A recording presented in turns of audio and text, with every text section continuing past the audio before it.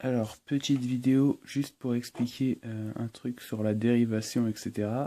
Donc en fait, si vous avez une fonction f, d'accord, définie sur un intervalle i, d'accord, et dérivable sur i tilde par exemple, d'accord.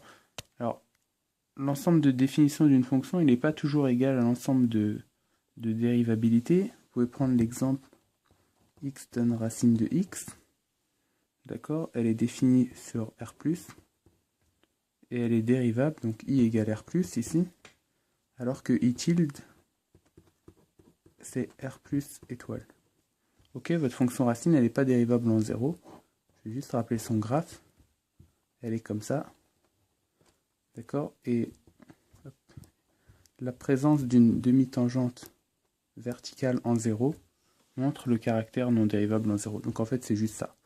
Puis vous en avez une autre, par exemple, valeur absolue. Elle est donc continue sur R, mais elle n'est pas dérivable en 0 à cause du changement brutal de pente. Voilà, c'est juste ça. Alors maintenant, si votre fonction f, elle est définie comme étant une somme de fonctions f1 plus f2 plus etc. plus fn. D'accord?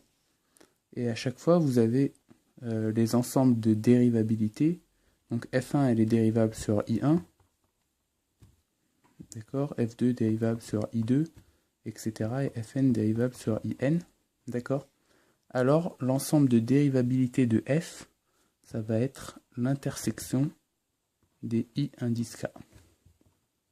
Pour k égale 1 jusqu'à n. D'accord? En fait, on va intersecter tous les domaines de dérivabilité. Par exemple, f de x est égal à x au carré plus racine de x moins log de 1 plus x. D'accord? Donc cette fonction-là, elle est dérivable sur R. Cette fonction-là, elle est dérivable sur R plus étoile.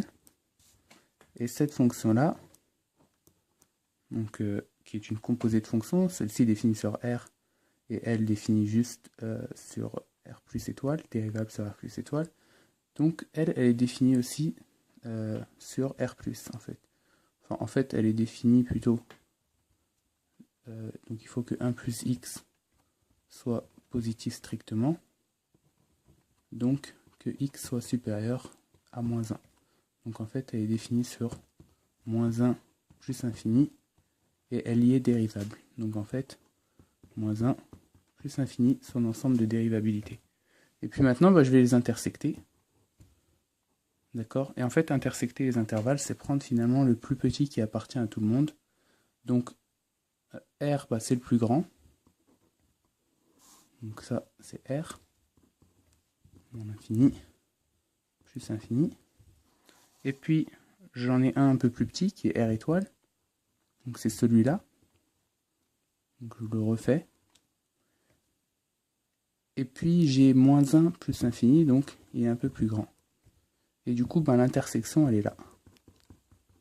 Donc finalement, f, elle est dérivable uniquement sur R plus étoile.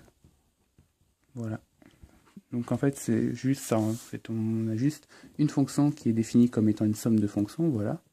Et puis vous regardez, elle est dérivable sur lui, et puis vous prenez l'intersection, et ça vous donne le domaine, donc plutôt l'ensemble de dérivabilité finale.